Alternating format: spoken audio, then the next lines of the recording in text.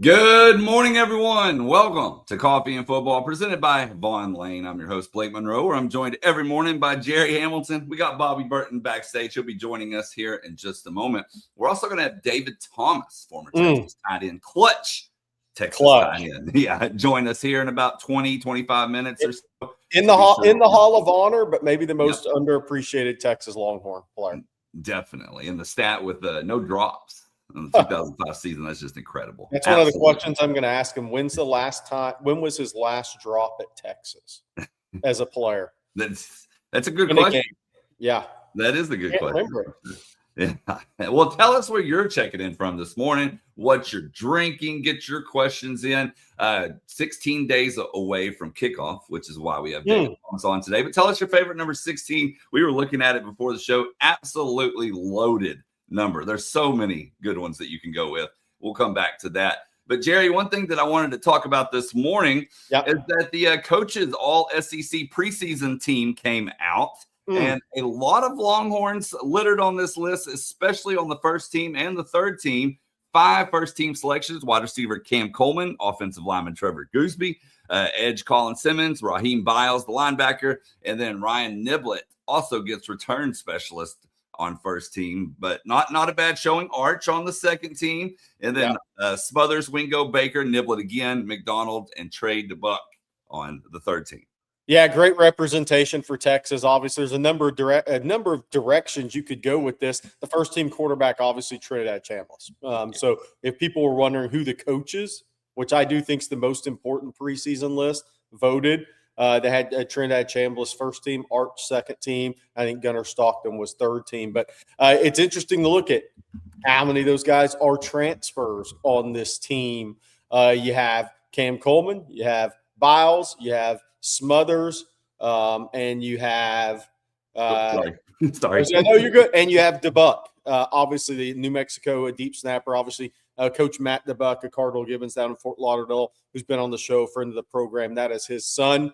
And then you have, just as important, your homegrown, so to speak, high school recruits that you've developed. Trevor Gooseby, obviously Colin Simmons. There is development that goes into a guy that great, but it's still, the development's still there. And Ryan Niblett, and then Arch, and Wingo, and Brandon Baker, and Jelani McDonald. So it's a really good list for the University of Texas. It's fun to go look at all those lists and kind of debate where guys could be on that list. Some people would think, well, how's Wingo third team? Ton of talent in the SEC. I mean, just a ton of talent. I actually posted a little story. This got me thinking yesterday when I saw this. I was thinking about, well, how many all-conference players is Texas actually going to play on this schedule? I have 67 preseason all-conference selections in a story that I put up. I just tabulated it really quick on TexasFootball.com. 67, including the first-team quarterback with every conference that Texas plays this season. Obviously, Chambliss, SEC. Sayin and Dante Moore kind of tied in Big Ten. Brad Jackson in the new-look Pac-12. They don't even have an all-conference team. They have a all-performance type team. And then Owen McCown in the American Athletic. So we've talked about the talent that Texas is going to play this year, and those teams also have to play the talent of Texas. But for fans of the University of Texas, this is an unbelievable football season from a talent perspective. The fans are going to get – I know those ticket prices are high, but I really do think you're going to get your every dollar's worth out of this schedule this year. When you look at it, I mean, let's just think about this. The first 3 teams you play – I think Owen McCown's a long shot, even though he's a McCown, to make it in the league. But 3 quarterbacks are going to be in training camps right out of the gate. Boom, boom, boom. Will Muschamp gets to really judge where his secondary's at in week 1. Brad Jackson and those 2 receivers who are all conference players in the Pac-12 preseason. But you just look at this the quarterbacks we've talked about it, the wide receiver groups we've talked about, the running backs littered all over the all-SEC coaches preseason team. I think Jaden Ball was second team. So Texas, the talent they face is really going to be fun for the fan base to watch, because there's going to be no shortage I think we talked about this on State of the Program yesterday about explosive plays. Rod really went into detail on Texas and explosive plays. There's going to be no shortage of explosive play on the Texas schedule.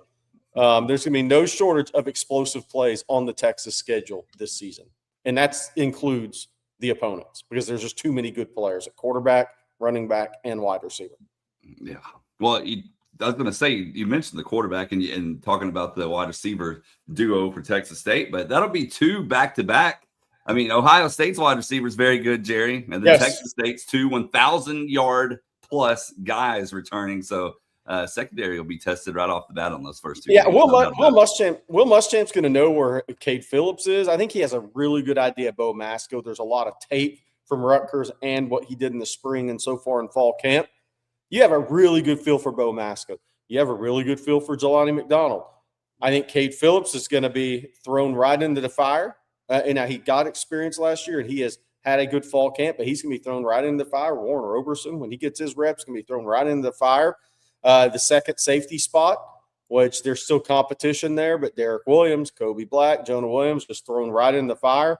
And Texas is going to play. Look, if you count Indiana in this group of wide receiver cores, and I do think Indiana is one of the best in the country. I think Florida is absolutely going to be one of the best in the country.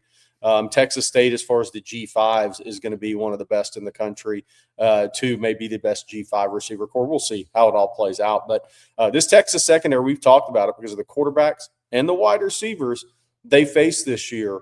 Pass rush ability is going to be huge because I don't care how good Bo Masco is, how good Jelani McDonald is, what Cade Phillips, how well he plays early in that other safety spot. You can get beat with good coverage on this schedule. You can get beat for explosives with good coverage. So it'll be interesting to see where this all goes for the Texas secondary, but the pass rush is very, very important to allow for that secondary. You don't want to ask all these guys to cover for 3 and 4 seconds. That's not going to end well. So pass rush is the premium. Sorry, guys. I had to take a phone call to get going this morning, but y'all get it talked out about the all-conference teams, Jerry, the 4 Longhorns? Yeah, and just how many preseason all-conference players. It sent me into kind of a study on all Texas schedule, how many there are. And it's just hey, look, by the way, some more are going to be added because of this stupid injunction yesterday, by the way, but that's another subject for later in the show. Yeah, I think we should definitely talk about it and how they're going to have to change the preseason all-conference teams and when some of these guys show up. It's true. Well, I tell you what, we'll talk about it next, but first, let's talk about Vaughn Lane for a second. Yeah, absolutely. You know what's wild?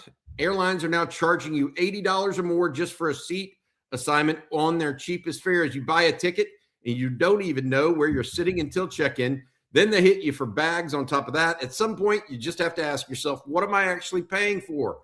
Vaughn Lane doesn't play that game. Flat rate fares, no bag fees, no seat assignment nonsense, no TSA. You board at a hotel terminal, sit in one of 22 first-class leather seats, and everything is included. Starlink Wi-Fi that actually works, snacks, drinks, hot towel service, and meals on select departures. And big news, Vaughn Lane is relaunching its Dallas to Oklahoma City route on September 8th with multiple daily departures, 7 days a week. Riders have been asking for this one, and it's back, whether it's business, family, or Red River Rivalry weekend.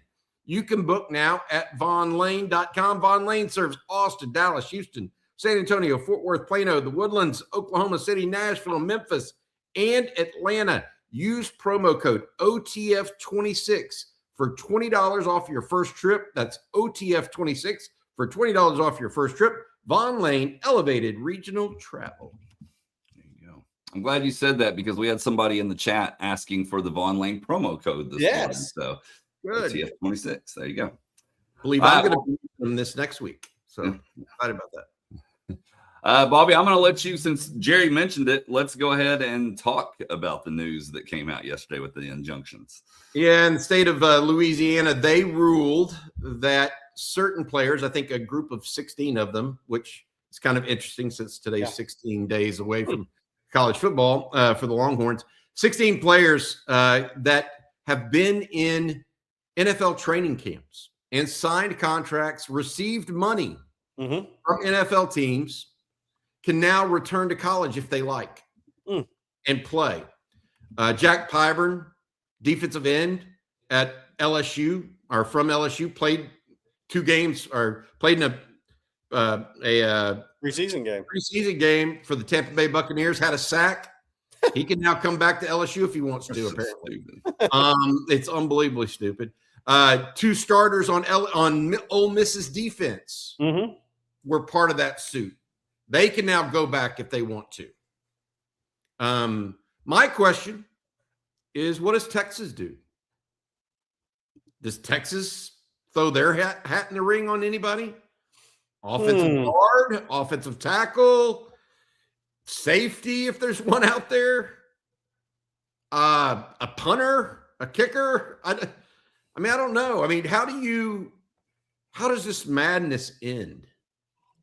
Because I can't imagine being Brandon Harris or Chris Gilbert or one of those guys in the Texas personnel office this morning.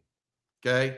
You wake up, or say I guess it happened yesterday afternoon. You wake up and you're 3 weeks out, 2.5 weeks out from college football starting, from your team starting. Well, you find out there's a portal available to you 2 weeks out. It's unbelievable. I mean, first time ever this has happened.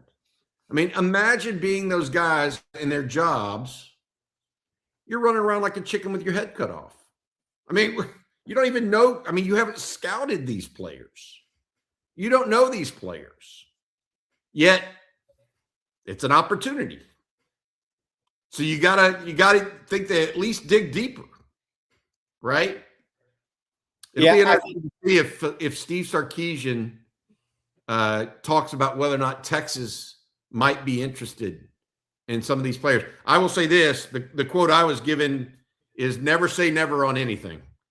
So we'll have to wait and see what Sark decides to do and which direction Texas decides to go, because there are good players out there. There's a BYU offensive lineman that was all conference, I believe. Man, just it's crazy what's going on in college sports. We wake up and the rules change. This is why ultimately I think that there's going to be a breakaway, because this whole congressional stuff is just, it's crazy. It's got some bad pieces to the legislation. I think we're going to wake up and you're going to have the SEC and Big Ten breakaway. That's what I think. I'll tell you, there's another piece to this that concerns me. Somebody said, did we predict? We did talk about this. It was inevitable that it was going to be challenged. It was inevitable when all the pro-European basketball players were coming over. It was going to happen. It was just when. By the way, it's shocking that happened in Louisiana. Will Wade needs about 5 players to complete a basketball roster, and he's waiting on eligibility of all of them. And that if NFL guys who've been in NFL camps can come back, what does that mean for Will Wade and his search? But the thing that's really concerning to me about this, not just past the surface that I think it's unbelievably bad and just dumb for college athletics. If it's college athletics anymore, I think that there's an argument to be had there too, whether this is just minor league football and basketball, and really it's all the same. If you get cut, you just get sent back to the minors for one more year if you're eligible. Is what about the players on the team? What about the players that Torrey Beckton, if you watched the LHN special, with the Texas team, they showed a lot of summer workouts. The guys that busted it all summer for Torrey Beckton, and I'm just using Texas because we cover Texas. And these guys were recruited and told, not promised spots, but like the depth charts talked about how much they're needed at a university when they're recruited from the portal to Texas. And then you drop a new player on them 2 weeks before the season. You got to watch your locker room. There's some tough decisions. They can tear up your team. It's not a given that, we'll just take this player and everything's going to be fine. Well, how do the players see that who have been busting their hump all summer and have been listening to their coaching side? These coaches have to be very careful with this. It can do as much damage as it can help, in my opinion. Well, I think that one of the things that they would combat that with, and say Jack Pyburn, the defensive end for or formerly the defensive end for LSU, currently with the Tampa Bay Bucks, he would say, "Well, I was already an LSU Tiger." Yeah. So a lot of these guys are going to be welcome if it indeed comes to pass. They're going to be welcomed back into the fold because they were there previously, right? Yeah. And it's not like they haven't been working in football. But to your point, Jerry, what about a guy that's wants to go from one school to another? Yeah. You know, I think that's a fair question. Here's a scenario for you, and I'm not saying it's going to happen. Say Texas took Jack Pyburn. Zena could have gone in the portal and started somewhere this year. What's he going to fall the third team? 2 weeks before the season? He could be a starter somewhere else if he had gone in the portal. The college coaches better be careful with it. Yeah, I'm not so concerned. I'll be honest. I'm not as concerned about that aspect of it because they'll choose whether coaches will be able to choose whether or not they welcome those guys back or bring them in. I'm more concerned about the structural issue of college sports in general. And when you can go and sign a pro contract and then return, I don't know. There used to be this straight line that, you couldn't cross. Now they're crossing lines that we didn't think could be crossed with this ruling. The other thing I would add as it relates to this is, people ask, why does breaking away, the SEC and the Big Ten breaking away from this? Because they can make their own rules. And, well, you can say, well, over history, the SEC has skirted the rules. There's some truth to that. Okay? 25 years ago, 20 years ago, completely agreed. Could be 10 years ago. They skirted the rules. I mean, all of this stuff. There's no question about that. But as you go forward, if you want a salary cap, if you want something that is meaningful, you have to agree to those terms. And I don't think the SEC is going to agree or should agree to terms that 139 other schools or 123 other schools agreed to. There is a categorical difference. I mean, like Tarleton State up in Stephenville just filed to try to go and become a Division I school. Fair enough, right? We don't mind them trying to do that. But there's no way their rev share and their access to talent, it's not the same and shouldn't be the same. I've said this about Sacramento State. I mean, it's just not the way the world works. And if the SEC, the Big Ten, and even the Big 12 and ACC all agree on their own to individual conferences, then that can actually get passed and not follow antitrust law because it's not national in nature, it's regional in nature, or just certain schools are agreeing to it. And so my take on this is if the SEC and Big Ten break away, I think you'll see the ACC and Big 12 come up with their own similar rules quickly, and there won't be any antitrust that the NCAA currently is burdened by, at least not as it relates to college football and college basketball. How about this one? That's why you break away. You get away from that grouping. Great comment, Nathan. Tennessee linebacker suspended the first 2 games, but Pyburn can come back and sign a contract. Yeah, the Tennessee linebacker had to reimburse $400. Yes, $400. Suspended 2 games. Pyburn would have to reimburse $115,000. Yeah. Won't be suspended. Can play in the opener. Yeah, absolutely. Absolutely. All right, guys, we're going to have David Thomas join us here in just a moment. But real quick, if y'all don't mind, Bobby, I'm going to go ahead and let you tell everyone this morning about Tecovas. Yeah, I can do that, Blake. I appreciate it very much. You guys know how much I love Tecovas. They are my favorite brand of boot without question. I feel like you can wear Tecovas at any time, anywhere. They're already broken in out of the box as well. Y'all know how important that is. You can use Tecovas going out on the town or everyday boots, whichever way you want to do it. And they have special deals for On Texas Football listeners right now as well. Right now, all you have to do is get 10% off is use promo code Texas Football. Get 10% off at tecovas.com/Texas Football when you sign up for email and text. That's 10% off at TECOVAS.com/Texas Football. Tecovas.com/Texas Football. See site for details. Tecovas, point your toes west. I want to say this. Every single pair handcrafted with over 200 steps by hand. Really good pair of boots, guys. Tecovas. And Jerry, if you don't mind, telling them about Shields. Oh, yeah. August 29th, Shields opens its doors with one of the largest sporting goods stores in the United States right here in the Austin area out in Cedar Park.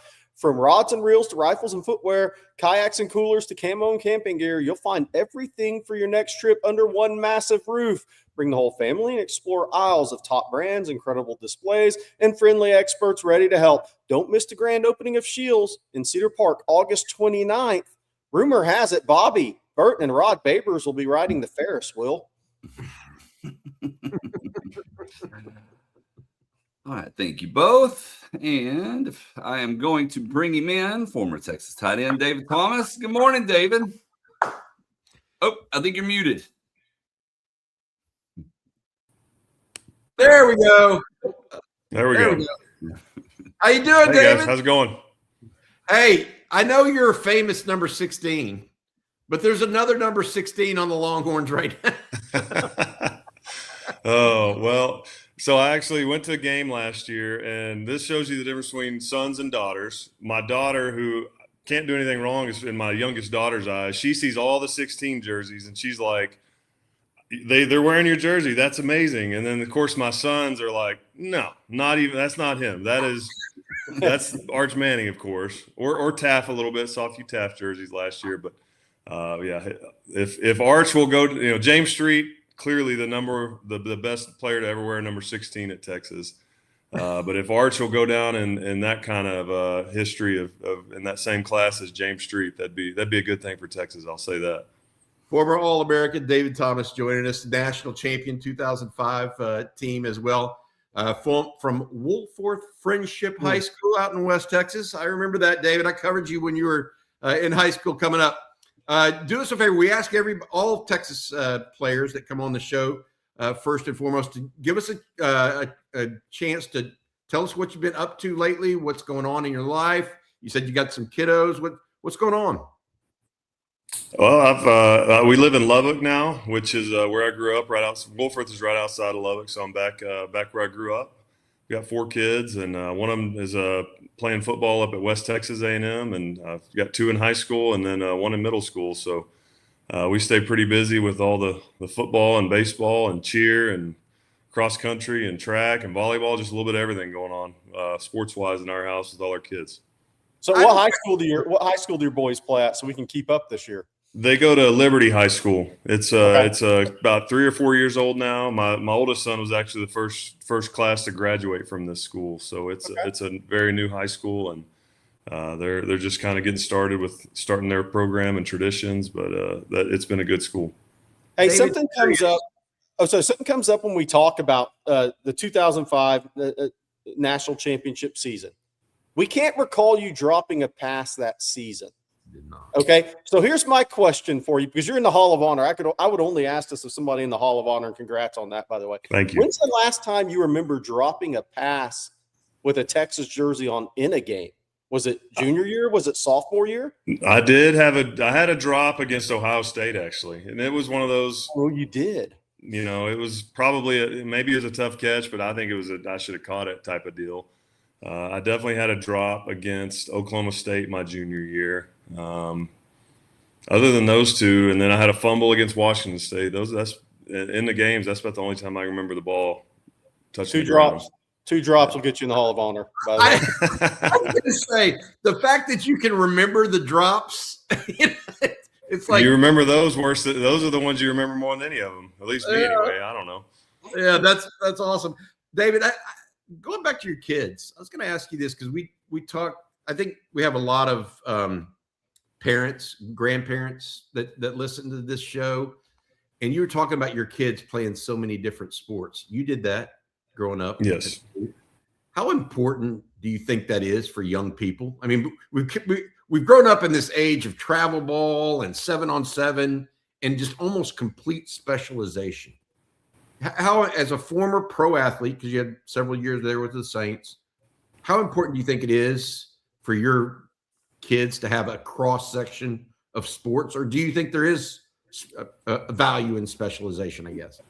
I'm not going to say there's no value in specialization, but I do believe that playing a different sport every season and being a more well-rounded athlete, especially as a young kid, when you're 8 or 10 or 12, eventually if you have to specialize once you get into high school and moving forward through college, I think that's fine. But as a young player, I think it's really important at the end of every season to think, number one, I want to play again next year. And number two, I'm really excited for basketball season to start or baseball season to start or whatever the next sport is that you finish the season up and you're excited. Yes, I still want to play the next year, but I'm also excited to move forward to the next thing.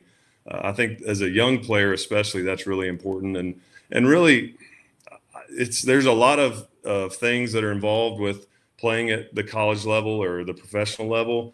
A lot of things that are very measurable and things that you have to be a certain size and speed. And there's ways around that. Obviously, not everybody fits into those boxes.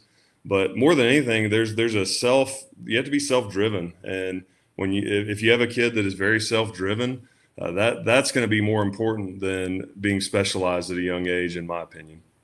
Hey, DT, won a national championship. You're in the Texas Hall of Honor, Super Bowl champion.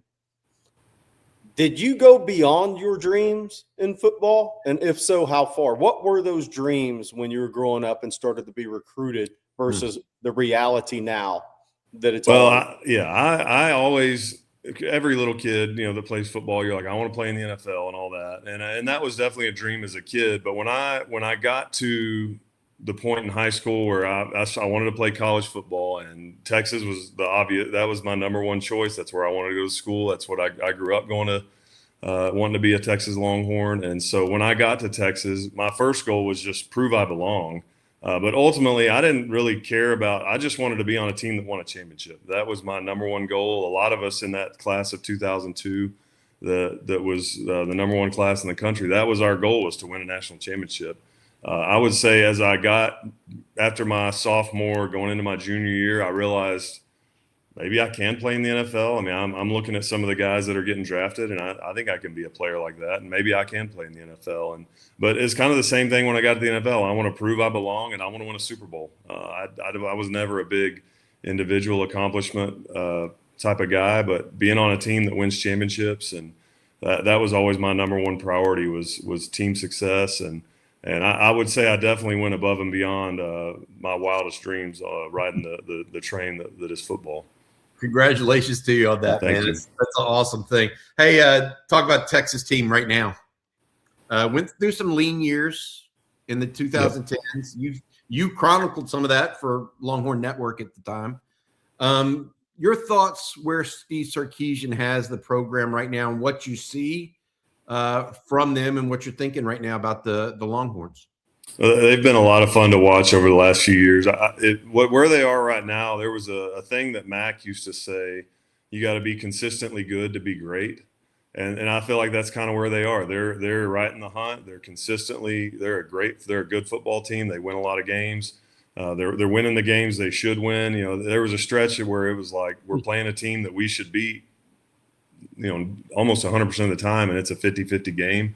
But I feel like they're, the teams that they have the talent edge over, they're winning those games. And now it's just the matter of taking that next step. And it's probably as hard as it's ever been to win a championship. And they've been on the cusp recently. Last year was not quite where we wanted, but sometimes you go through, when I think about our team, and we went through that Holiday Bowl year where we lost the Holiday Bowl to Washington State. And that definitely ignited a fire in our team over the next 2 years, where when you fall short of a goal, and I hope that's the case with this team, it ignites a fire that takes you to where you want to go. Hey, David, I bet there's some Texas fans that have watched the Texas USC game. Oh, I don't know, over 100 times because it came on the loop on Longhorn Network for years. How many times have you watched that game? And if so, what did you notice about that game watching it that you had no clue about when you were playing in it? I don't know. I've watched it countless times. Especially when the Longhorn Network was on. If it was you're just flipping through the channels looking for something to have on as you're doing stuff around the house, it's on. I'd turn it on. I actually this summer realized my daughters had never watched it. They were, somebody came up to me. We were somewhere and brought up that game, and one of my daughters said, "Hey." They obviously weren't born, and they had never watched it. So we sat down as a family and watched it, and it was the crazy thing that I remember about it was just how calm everything was. It was when we go down 2 scores and we're kind of backs are against the wall. I remember in the moment just thinking, "Oh, we're fine. We've been here before." But even watching it on they show shots of the sideline. Nobody looks disheartened. Nobody looks panicked. It's just kind of a steady, we're going to get through this. And then once the defense got the stop, there was zero doubt we were going to go win. And I would say I've watched that, I don't know about 100 times, but a number of times, I'll say that. You were on the field when Vince ran across the goal line. I think the play could have gone to you, actually, right? The first check was to you. On that goal, or on the play that Vince scored on. What was just tell folks what you were thinking when you saw the play transpire on the field? Well, I knew I was just running a flat route, and if he threw me the ball, I knew I would catch it and have to get upfield to get the first down. I wouldn't have caught it past the sticks. And pretty quick, I look back and he's looked, and then he tucks it and runs. So at that point, I'm just watching like the other 100,000 people in the stadium. He's going away from me. There's nothing I can do. And I was right around the goal line when he crossed, and I just stuck my hands up and ran over there to celebrate. I knew when the huddle broke, like, okay, where I catch this, I'm gonna have to get the first down. Like, I'm not gonna catch.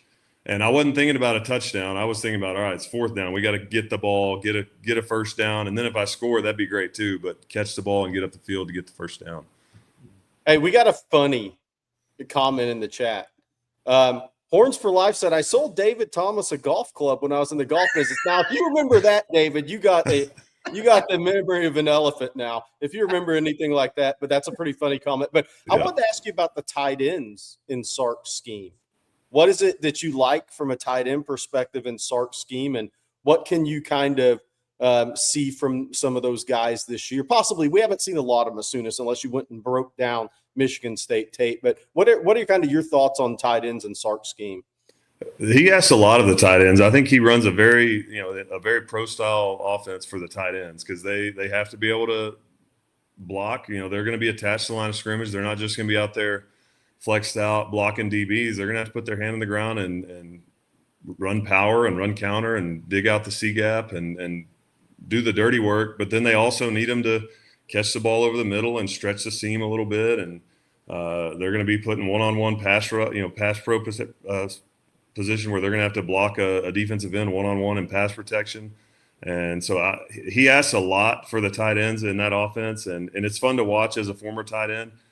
Just because you're gonna find out, do they like to block? Can they catch the ball? And I do think Masunis, he's got a big frame. I'll say this: I went to a practice this spring, and those guys are big. I walked up and I was like, golly, I don't think they would have recruited me to play tight end in this offense, because those guys are a lot. Certainly, by the time I graduated, maybe I would have been big enough, but not big enough as a recruit. They've got some big bodies there playing tight end, and they move well, and hopefully they've had a nice run with injuries and Gunnar Helm and Jatavian before that, where hopefully there's a guy that'll step in and fill that role like the previous 3 guys did. David, you're awesome for joining us here this morning. We're celebrating 16 days to the start of college football season. We appreciate you very much, man. Are you going to be up in Canyon a bunch this football season? I will be. Yeah, my son, this is his first year. I'm actually going up there tonight for a scrimmage. They've got a little inter-squad scrimmage, so I'll go up to Canyon and watch the West Texas A&M Buffaloes, and then watch some Liberty football on Friday nights, and go watch some cross country on Saturday morning. It'll be a busy fall up here in the Thomas House. Hey, by the way, Horns for Life came back, said Golf Galaxy on 183 in research. Oh yeah, I mean I know exactly where that store is, and there was a stretch where I played a lot of golf, and it was never my fault. It was always the club's fault. So I needed a new club or a new putter or whatever. You know, it was kind of it was never my fault. It was always I needed a new club. So I probably bought for sure a lot of clubs in that store. Maybe more than one from that guy, for all I know. Do you talk to your golf ball as much as Jordan Spieth? Not as much as Jordan Spieth. You don't have those type of conversations? No, and it listens to me about as well as it listens to him, but not as much as he talks to it. David, thank you so much, man. Absolutely. Thanks for having me on, guys. All right, Thanks, go DT. enjoy being a parent, man. Nothing like it. Sir. And happy for you, and best of luck, okay? All right. Thanks, guys. Y'all have a good one. Appreciate it. Yeah. Dude, that Horns for Life, that was awesome. That's so funny you brought that into the chat. That was great. I love it. Number 16 that's not a number that is meaningful at a lot of places. No. Is it? I mean, if you think of it, Outside of quarterbacks. No. Yeah, well, David mentioned James Street, and obviously Arch Manning, Michael Taft, Chris Carter, Robert Brewer, won a Cotton Bowl against Alabama. Lance Gunn, we've had him on the show before. Chris Carter, defensive back out of John Tyler. Michael Finley. Yep. Jermichael Finley, another big time player. Yeah, that's not a common number. That's like a irregularly strong number at the University of Texas. Yes. Fair to say for everybody? Yes. And for those, I don't know, for those that didn't see Lance Gunn, man, he would knock your helmet into the stands, whether that be at North Shore or at Texas. Bobby, one of the harder hitters I've seen at safety. Chris Carter, tremendous player out of then John Tyler High now, was one of the out after Earl. Bobby, I'm not sure how many John Tyler guys there were that signed with Texas until Chris Carter, and then there were a few after Chris Carter, obviously during the MAC era at Texas. Tim Crowder, Matthew Melton, you can go down the list. Aaron Ross. I mean, but out of that school was Mac North Shore, John Tyler, two huge schools for Mac Brown in recruiting in his era. Yep. And Jermichael Finley, committed to Arizona, legitimate D1 basketball player. For those that didn't see him, he played for Houston Hoops, was committed to Arizona because Hal Pastor ran Houston Hoops. Josh Pastner was there as a walk-on, but Mac and Texas smartly flipped him and got him thinking more just football. And we've had Jermichael on the show instead of football, basketball combo as he was early in his recruitment when he committed to Arizona. All right, guys. Well, we got a lot more to talk about this morning. Got some super chats we got to get to, all that fun stuff. But first, Bobby, tell everyone about Poncho. Yeah, absolutely. Poncho makes the ultimate performance shirts for the outdoors. It's become my go-to for all seasons. Listen to this, though, guys. We got a new thing going on.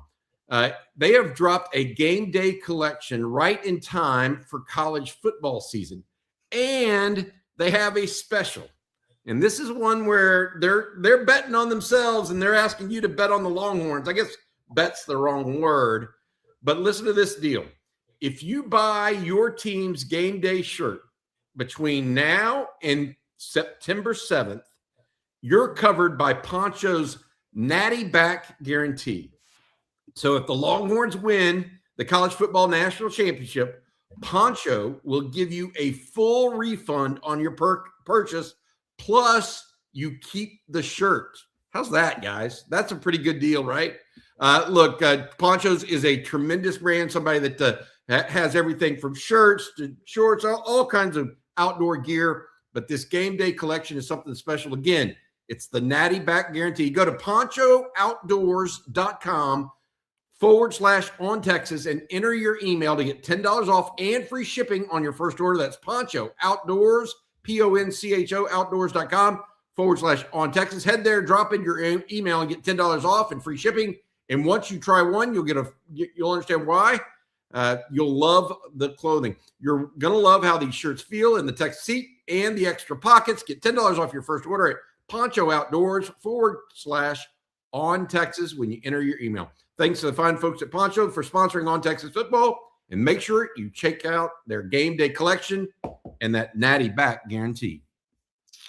And I need to tell everyone this morning about our friends over at Prize Picks, because we're always looking for ways to make watching games a little more fun. And that's exactly why we love Prize Picks. It's America's #1 sports pick app. And honestly, it's about as simple as it gets. For player picks, all you do is choose more or less on a few player stats. You lock in your lineup, you're ready to roll. But if you're someone who likes picking teams instead of individual players, well, they got you covered there as well. You can now pick the winner, the spread, or the total on games and even fights. And Prize Picks is available in most states, including California, Florida, and right here in the Lone Star State. So chances are you can jump in today. One of my favorite features is that you can follow users on the app. If you like the picks they're making, you tell them with one click. It makes it super easy to follow your friends' picks as well. But the best part is, if you've never tried Prize Picks before, play your first $5 lineup, and if you win, you're going to get $150 in bonus lineups. Just make sure to use code HMA when you sign up. They actually just updated this offer, so there's never been a better time to get started. So download the Prize Picks app today. Use code HMA when you sign up. Play that first $5 lineup.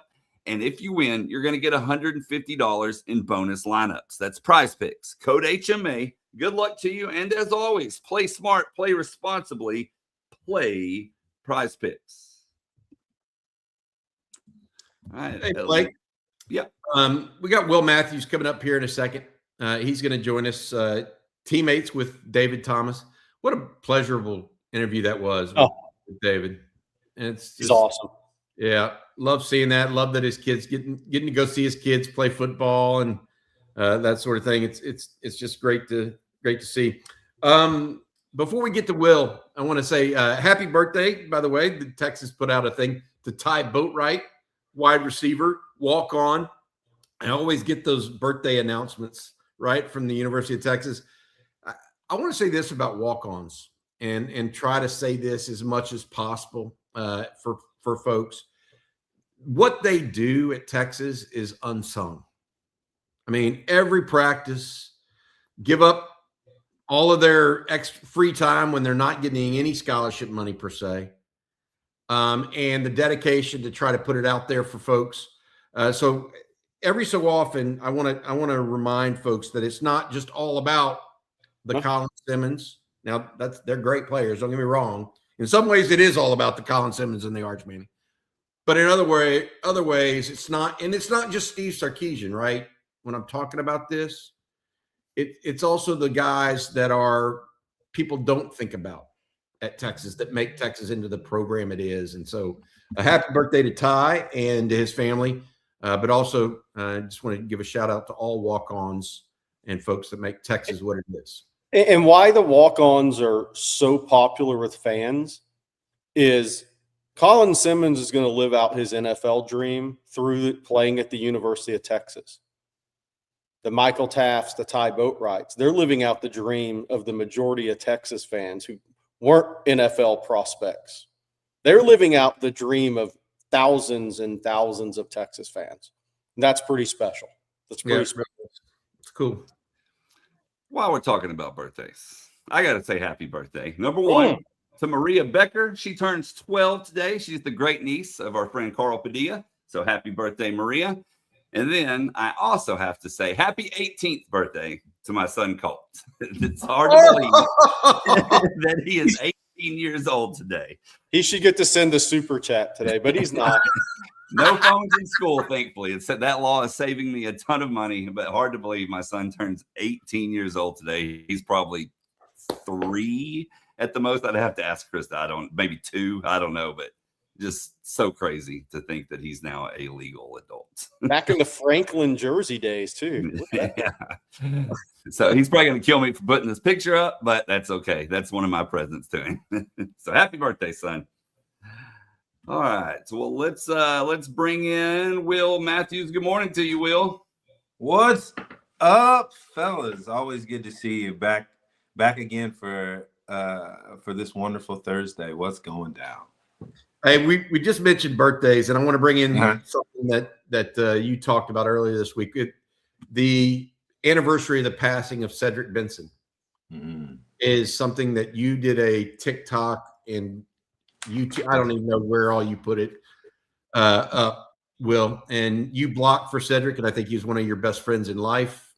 And I thank you for joining us every Thursday again this season. Yeah. I saw that, and I just saw somebody that put their heart out there when you did that. Give folks a little bit of what you talked about there and the meaningfulness of what I call the brotherhood that football players put together sometimes, and that mean what it has meant to you.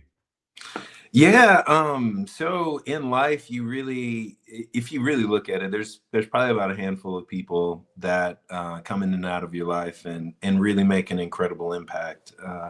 And one of those people for me was the late great Cedric Benson. And it was funny. I got to ride shotgun literally because I mean, Cedric had a red M4 BMW because he went to go play baseball while he was playing football at Texas, and in fact, it was a walk-on for the Longhorns. I just heard the bit about walk-ons. I think it's absolutely incredible what those guys do, and check out the walk-ons now and how successful they are.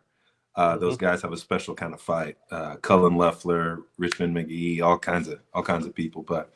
Ced was so special. He came to Texas and was just the weirdest guy that anybody had ever met. And it just so happens that I was just about as weird. And we found each other. And it was like, wow, this guy has dreads. I have dreads. We should be friends. And through that, I came to Texas to play running back and fullback and to get the ball and to help that offense. And I remember the first time I saw him run the ball, and I was like, I'm going to block for that guy. The game made a decision for me, and that game said, Will, you are now a fullback. And, everything was so serendipitous through our relationship. Cedric played pretty early. I was a knucklehead and maybe it should have been playing, but was on the sideline. And I remember Ced coming up to me and grabbing my helmet in games and being like, Willeen is what he called me. He pulled me close. He's like, Willeen, we got to do this. We got to take it. Let's win these games. Let's do it. And that was what I remembered about him. And even in that video, I was just talking about how he would fight the Giants. His high school coach at his funeral came up and told a story about Cedric. He said they were down and they were getting their butts whipped and coach was flipping out. And he said, we need somebody to step up and get it done. And, halftime goes by and Cedric walks over to him and says, okay, I'll do it. And I think he might have 200 yards. And you see that stuff on the field and you think that is off. The field personality is different. And that was him. He was all in everything that he did.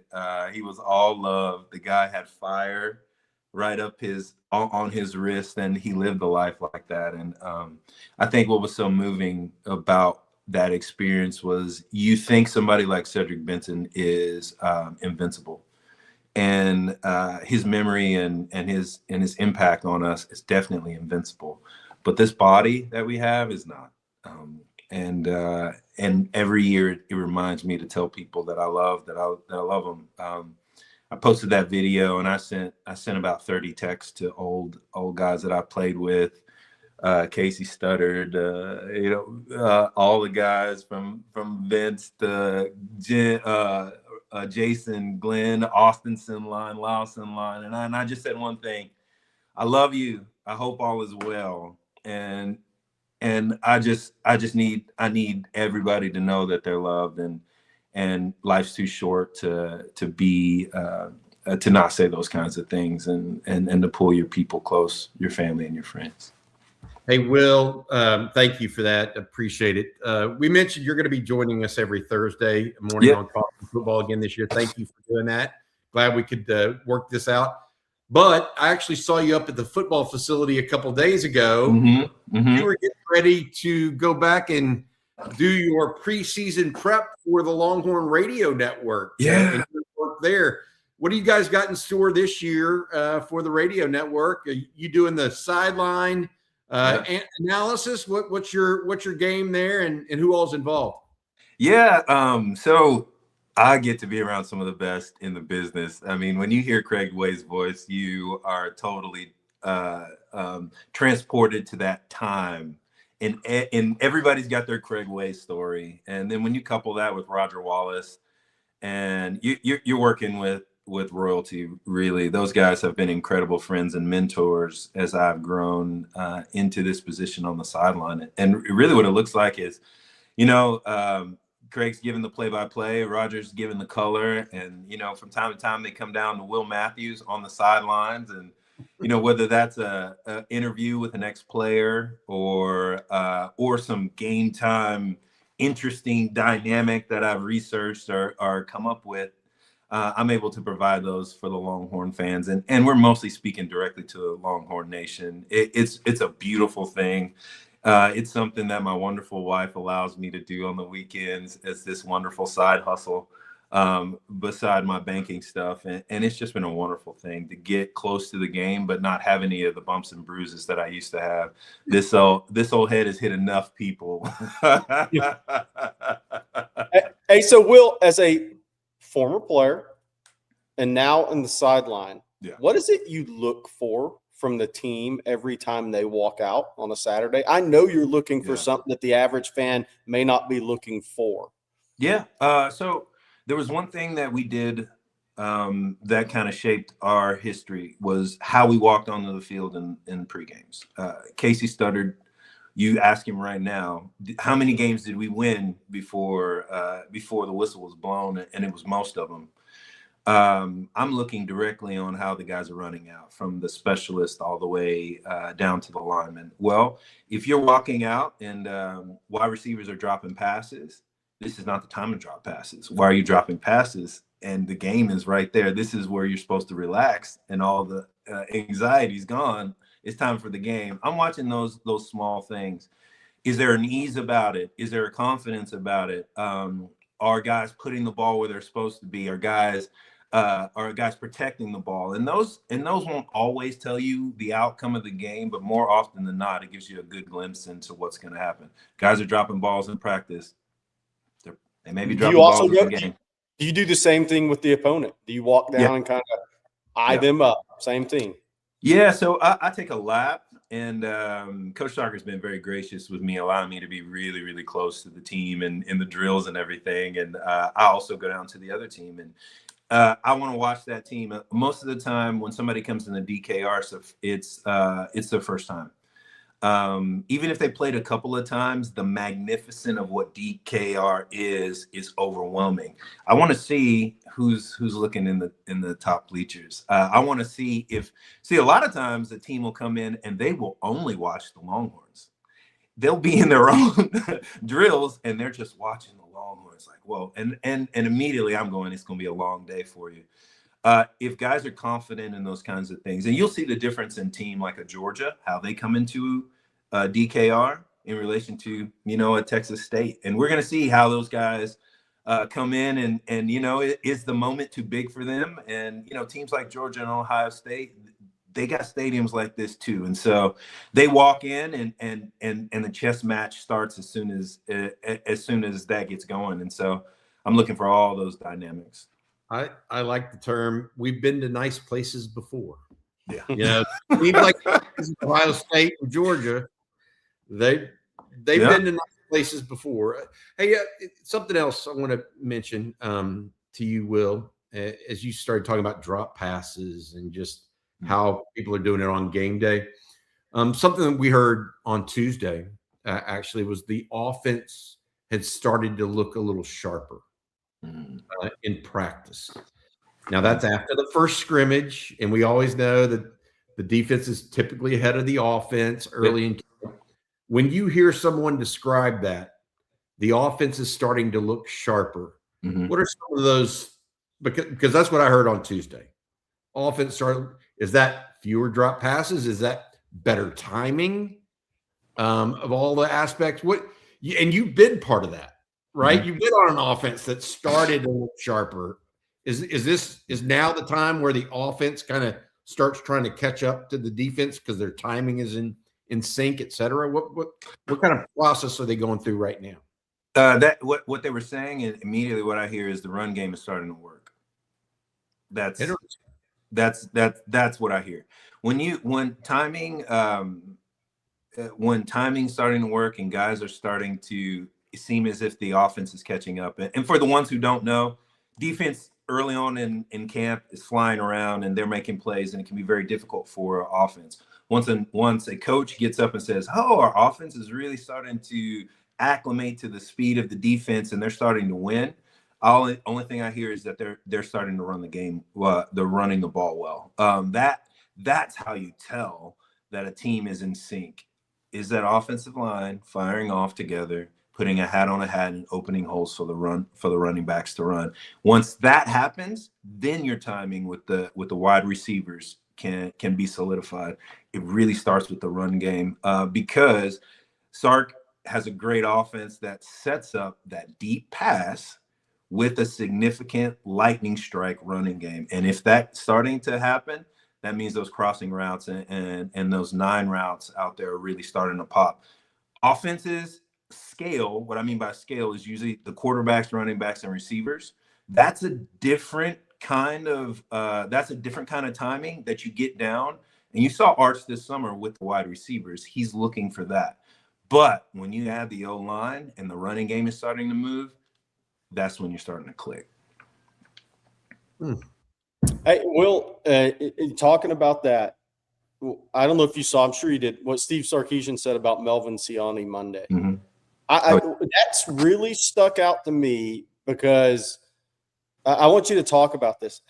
You need to have a handful of guys on every team every season that go way beyond what the coaching staff was even thinking they could do. And it sure seems like Melvin Siani is bringing more than even Sarkisian and the staff thought he was going to bring to Texas. Can you kind of talk about the importance of that? When you're talking about maximizing a team, you got to have some guys go beyond the coaching staff's expectations. If everybody's at the coaching staff's expectations, then you pretty much are what you are. You got to have some guys go above and beyond every season. Yeah, and that's a really important. And what I heard there is he's saying that he is very mature in what he does and consistent. Maturity and consistency are the 2 building blocks for a great team. In fact, David Thomas just texted me back, texted him saying about earlier. I love that guy. He is an incredible human, and I don't know why he's stuck in Lubbock. He won't come out. I didn't ask him about that. I should ask him. I tell David, what are you doing up here, man? Come to Austin. Come back. But yeah, he's saying that he's being consistent. What I tell young players is greatness comes when you're doing your job well. If you do your job and you do the small things, the opportunities for greatness will come and you will be able to execute. But if you're not doing your job, you can't be consistent. And if I cannot predict if you're going to be consistent, I can't play you no matter how good you are. If Cam Coleman only caught those crazy passes and dropped every other ball, you can't play him. And he doesn't know where he's supposed to be. It's like, I know he's got something awesome. I've seen a lot of guys sit on the sideline with incredible talent, but because they can't be trusted. What I heard there is that there's a young man who we did not know how much we can trust him, and he is earning the trust of the team in a way we did not expect. And if he can continue his consistency, what that will do, what a guy like Casey Studdard does for an offensive line is galvanizes them and makes them road dogs.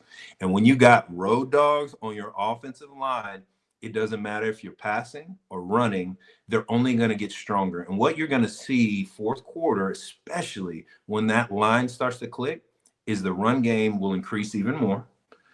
The runs will be easier.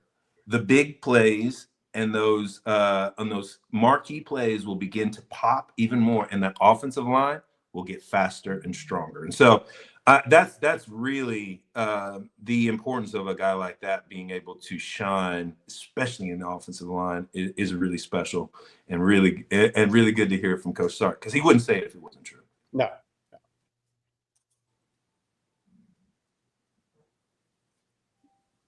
All right, Will, thank you for joining us. Appreciate you, as always. Yeah, we'll connect again on Thursday. We'll connect again on Thursday, next Thursday. You have a good one, buddy. Appreciate you. All right, guys. We'll talk soon. Hook 'em, man. All right, guys. Before we move on, we need to talk about that eBay Live event that is coming to Austin, Bobby. Yeah, Austin, get ready. eBay Live is coming to Texas. Kick off the college football season with us Sunday, August 30th over at Victory Lap on West 24th Street from 5 to 9 p.m.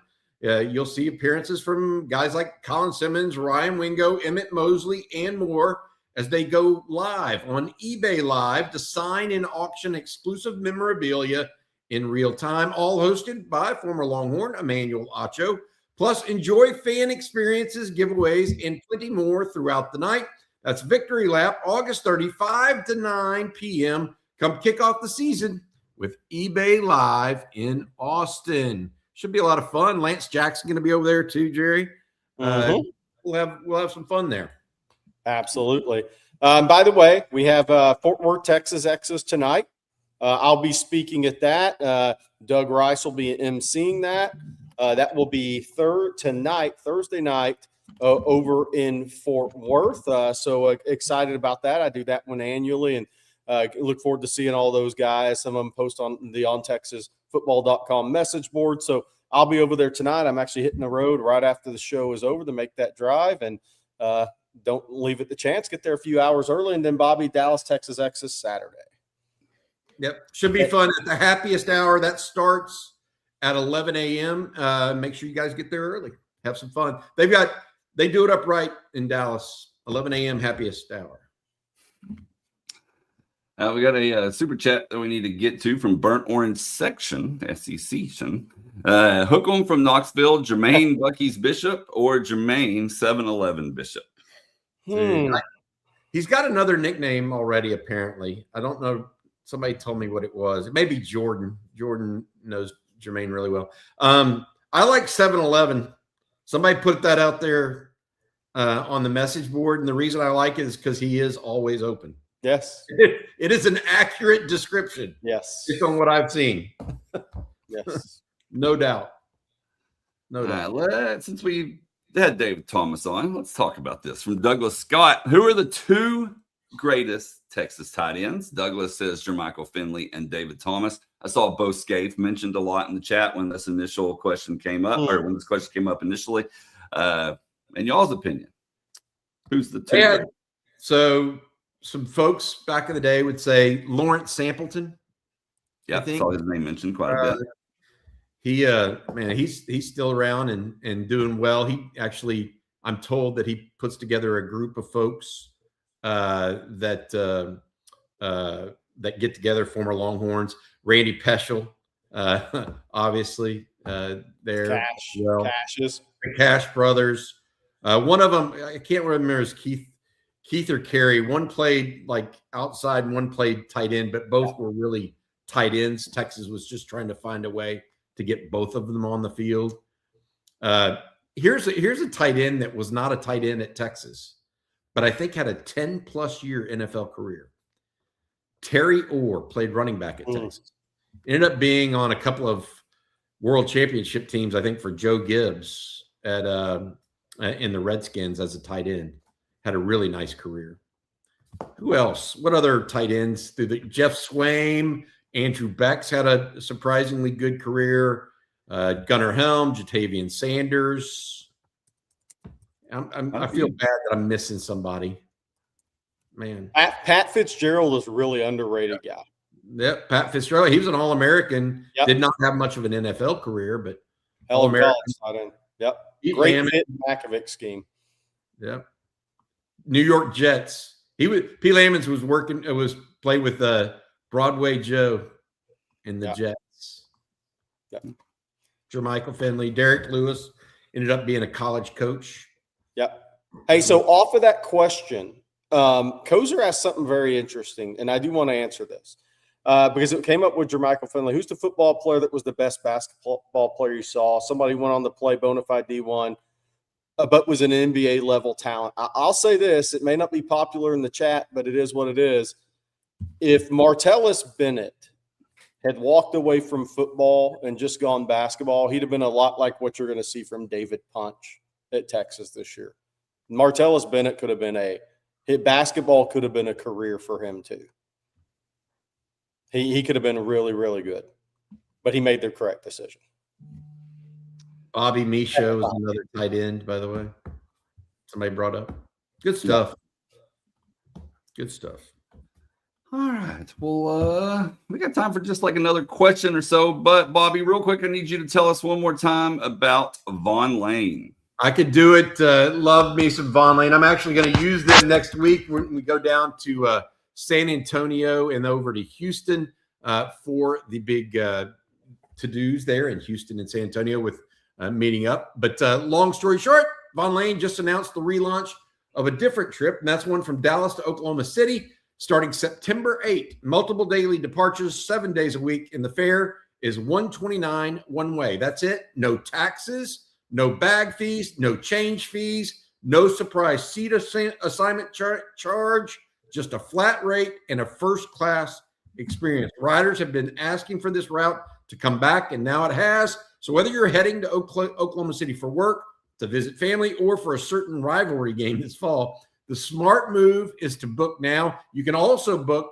for the entire football season right now for University of Texas games, whether you're coming from from Dallas, Houston, San Antonio, Fort Worth, Plano, the Woodlands, into Austin.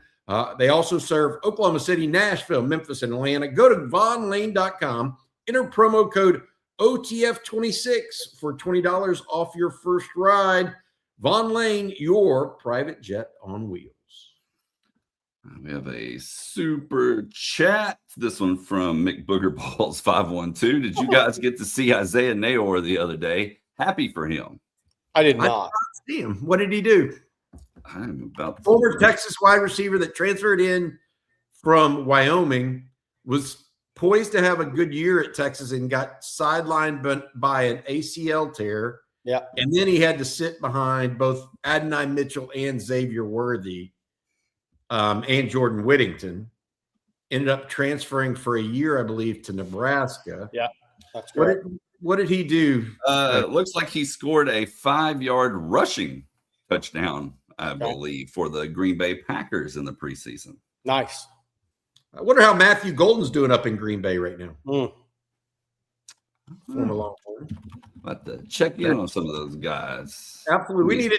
We should do that because I got to say this. I got going a little bit down a rabbit hole yesterday, trying to see if guys like DJ Campbell were going to make the 53-man roster, because that cut is coming up pretty quickly. Yeah. Michael Taft, checked in on him with the Dolphins. He looks like he's going to do it. But so we should check in on guys that are on that bubble, we think maybe. Apparently, Golden had a heck of a training camp yesterday. He was the player of the day for their camp. So caught a lot of passes in there. Good. Doesn't say much more than that, but at least he's doing well in training camp. It's good to check in with those guys, right? Because look, I mean, David Thomas and Will Matt, those guys, they know what it's like, man. You get out there and you're trying to make 53-man roster, and there's good players that get left, and have to either be on, taxi squad or what have you. So I'm thinking about a lot of former Longhorns right now and just where they're positioned professionally in the NFL.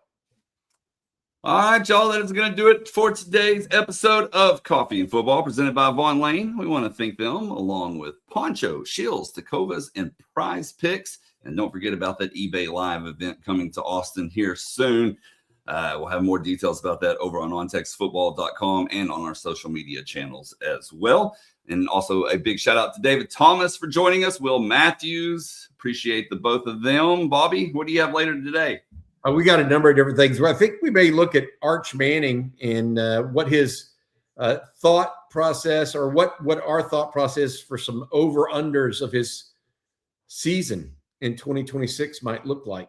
Well, there's some season stats that are out now that are projections that folks might be interested in. Have also, obviously, players are out on the practice field right now, guys. So I don't know if we mentioned that yet, but they're actually on the field right now. They will be available to media. A few of them will be around 10:45 to 11 o'clock today. So we'll have everything from there, whether it's Hank, CJ, Jeff Howe. We'll all be over there seeing what has to be said, not only about Trevor Goosby's injury, but other things that are going on in camp right now too. And don't forget to head over to ontexasfootball.com. Take advantage of that 3-month special, $3 for 3 months, limited time offer, new subscribers only. Get the best Texas coverage around. Again, $3 for 3 months, no promo code needed, over at ontexasfootball.com. And we hope you all have a great day today. Of course, we'll be back same time, same place tomorrow. If you're in the Fort Worth area, don't forget to go check out Jerry later this evening at the Fort Worth, Texas Exodus. And for Bobby Burton and Jerry Hamilton, I'm Blake Monroe, and we'll see you tomorrow. Look 'em horns.